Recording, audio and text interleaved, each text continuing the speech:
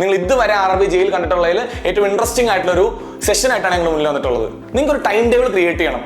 നമുക്കറിയാം ഇനി എത്ര ദിവസം ഉണ്ടെന്ന്. ആ ദിവസത്തിനുള്ളിൽ എല്ലാ ടോപ്പിക്കും ഒന്നും വിടാതെ കവർ ചെയ്യാൻ വേണ്ടിയിട്ടുള്ള ഒരു ഷെഡ്യൂള് നിങ്ങളുടെ കയ്യിൽ ഉണ്ടെങ്കിൽ നിങ്ങൾ ഡെസ്റ്റിനേഷനിലേക്ക് എത്തിയിരിക്കും.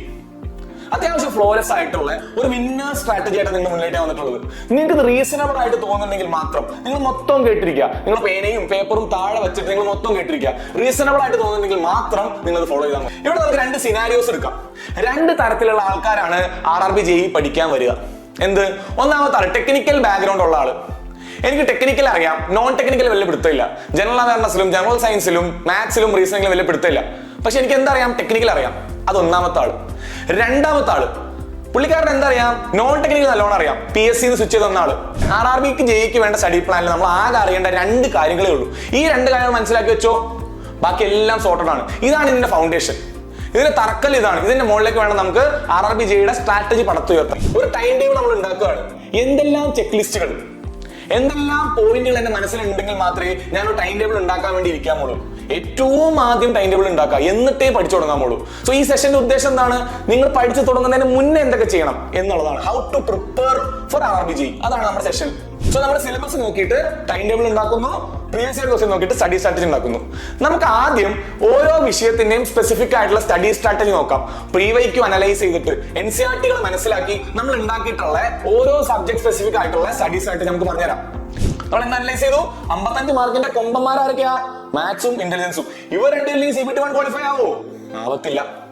പിന്നെ ആരാ? General science. CBT 1 2 അവയർനെസ് 30 മാർക്കിന് 1 2 ഇത്രയും കാര്യങ്ങൾ മനസ്സിലായല്ലോ.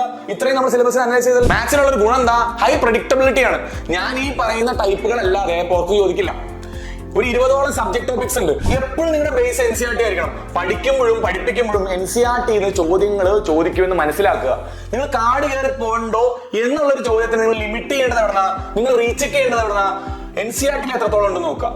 NCERT ബേസ് ചെയ്തിട്ട് പഠിക്കുക. ഇത്രയും വലിയ സിലബസ് ആണ്. നമുക്ക് ബൗണ്ടറി സെറ്റ് ചെയ്യണ്ടേ? ഒരു ബൗണ്ടറി വെച്ചിട്ടാണ് നമുക്ക് പഠിക്കാൻ.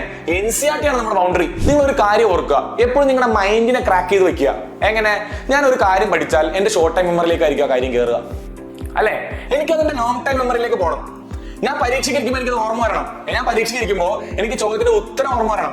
ഈ ചോദ്യത്തിന്റെ കണ്ടന്റ് ഞാൻ എവിടെയോ കണ്ടിട്ടുണ്ട് എന്ന് ഓർമ്മ വന്നാൽ പോരാ, അതിന്റെ ഉത്തരം എനിക്ക് ഓർമ്മ വരണം. എങ്ങനെ ഒരു ടെസ്റ്റിന് സമീപിക്കാം?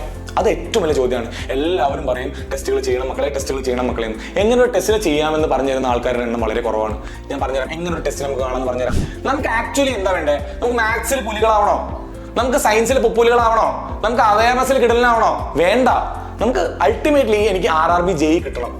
അപ്പൊ എന്റെ കയ്യിലുള്ള എല്ലാ ടൂൾസും ഞാൻ എന്ത് ചെയ്യണം? അതിന് വേണ്ടിയിട്ട് ഉപയോഗിക്കണം. എന്റെ എന്തൊക്കെ ഐഡിയകളുണ്ട്, എന്റെ എല്ലാ ടൂൾസ് ഉണ്ട്, അതെല്ലാം RRB JEE ക്വാളിഫൈ ചെയ്യാന്ന് പറയുന്ന ഉദ്ദേശത്തിലേക്ക് ഉപയോഗിക്കണം. അല്ലാതെ ഞാൻ ജനറൽ അവയർനെസ് പഠിച്ച് കാട് കയറി പോകാനോ മാത്സിൽ അഗ്രഗണ്യനാവേണ്ട കാര്യമോ ഇല്ല.